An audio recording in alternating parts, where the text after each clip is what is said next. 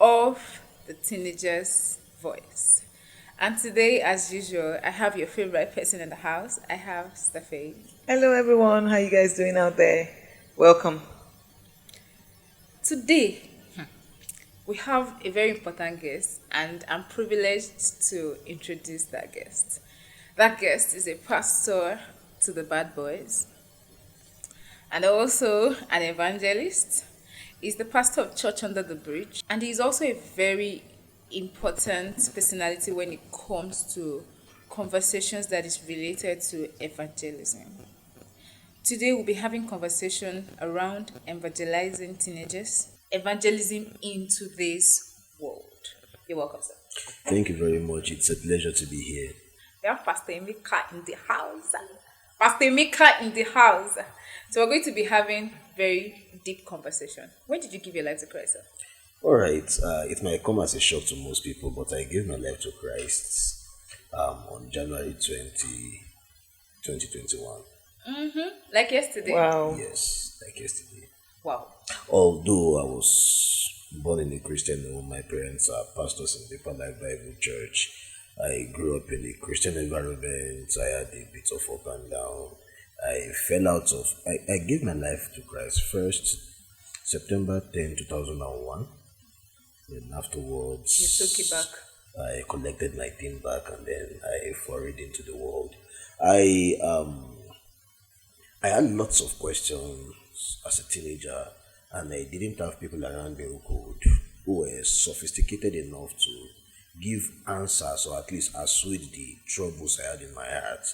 And because of that, I was tagged a troublesome child, that child that was the most difficult questions during Bible studies. And I went into my atheist phase, and afterwards, I just ran from there and then became whatever it is until God called me back in 2021. So, yeah. Wow. Wow. Oh, that's a very, very interesting story. At what point did you know that you are called into the evangelical ministry? All right.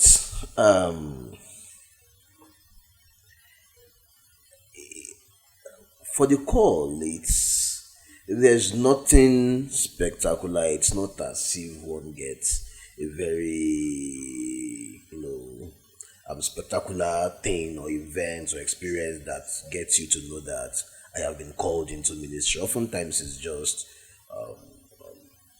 just a desire, right? My good friend and brother, Prophet Adesoji, wrote in his book that the need for a prophet arises when a man, out of jealousy for God, sees a need and decides to fill in that need. And when God finds a man, he makes use of the man. So when you see a need and you're able to fill in and God gives his approval, that is a call.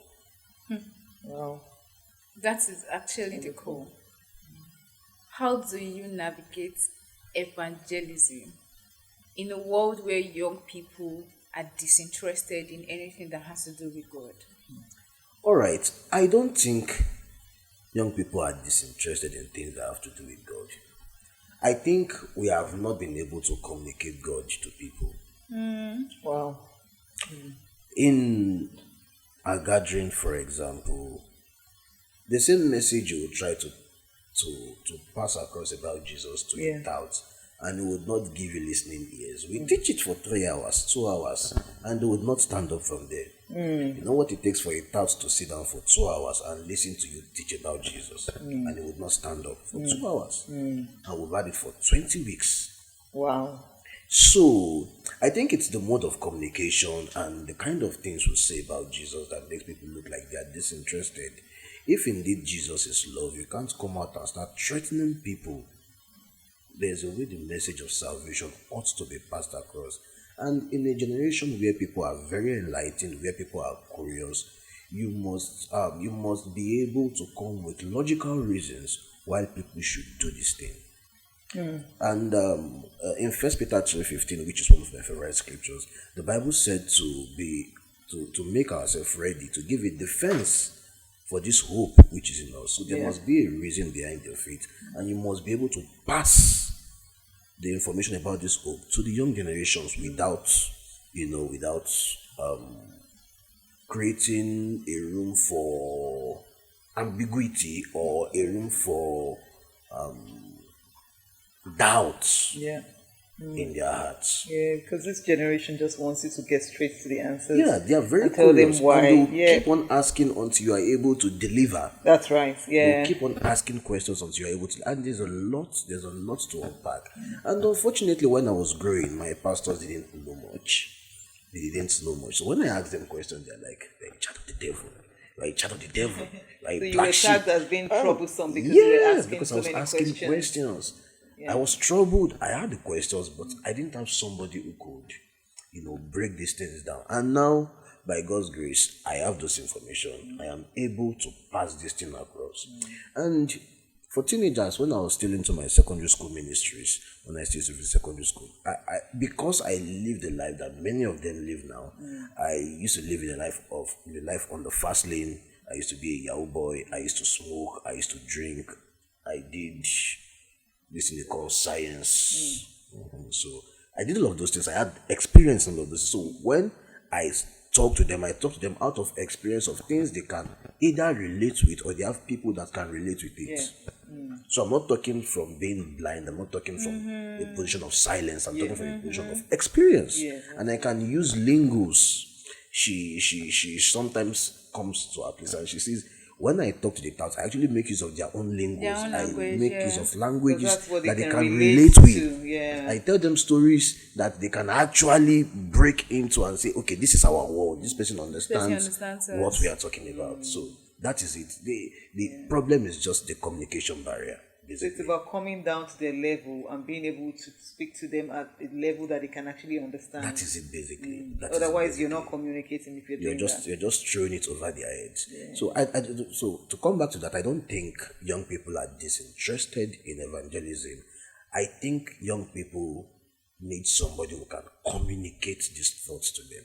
And you find some ministers today that young people are frolicking towards them because somehow they are able to bring their message to a way in a way that the young people can actually relate with easily. Yeah. So it's not an issue of people not wanting to. It's an issue of people of messages going over the head Yeah. of young people, basically. Can I just ask a question with what you said? In terms of the ambiguity, which of those did you experience when you were in the church that you find ambiguous about the communication? All right, a number of them. First off, in the church, you're not allowed to ask questions about God. In the sense that you can't question God. Right? You can't question God. So when you start to ask questions like, who is God? How did he come to be? Why is he after our lives? Why does he need our worship? Is he lonely? What exactly is this deity looking for from us? When you pose such questions, it comes off as rude, disrespectful, and foolishness to the older people, right? And for many of them, because they also do not know how to answer these questions, they just shove it away. Yeah. You come to questions in Christianity, how is Jesus Christ the Son of God, and how is Jesus Christ God? At the same time. At the same time, how do you explain that Jesus Christ, when he was on earth, he was fully God and he was fully man? When Jesus was on the cross and he died, who was in heaven if Jesus is God? These are questions that bothers curious minds. But people are not equipped enough. So just say, well, when Jesus was in God, his father was in heaven. If Jesus is God, how is God having a father in heaven? All of these things are questions that we just gloss over and we don't deal with them into two. And because of that, we create a lot of that. And that's why many of our young people tend to sit towards atheism or agnosticism, because it kind of answers the question. Agnosticism will just tell you, well, you can't know everything about God, so just stay there. Just stay there. So Wow, wonderful. there are lots of ambiguity. We can't, and these are things that have been answered over thousands of years ago. We're just too lazy to read. I just have another question for you. So, in your role as an evangelist, do you encounter a lot of teenagers? Yes, I do. I do. In fact, in my years of visiting secondary schools, I have met a lot of teenagers who are in sorry states.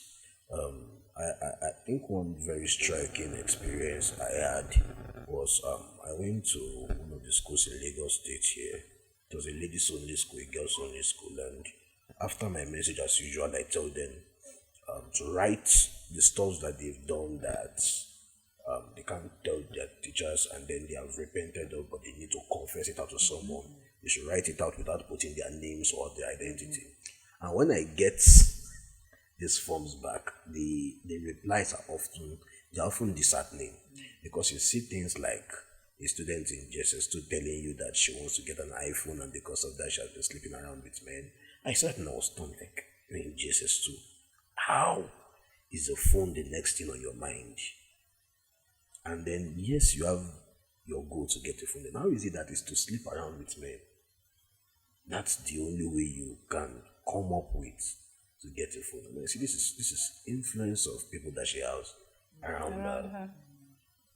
I have stories of people telling me that, okay, myself, I'm in love with my sister, myself and my sister have been having sex at a very young age. I'm talking about JSS1, JSS2, JSS3, not even the senior secondary school. I'm talking about the junior secondary classes. So when I tend to tell them my stories, they are often broken because they see this is where I'm at now, and this is the logical end of where I'm going towards. So because I have the experience, I can tell them stories that they can actually relate with and say, if I continue on this path, this is where I'm going to end up in.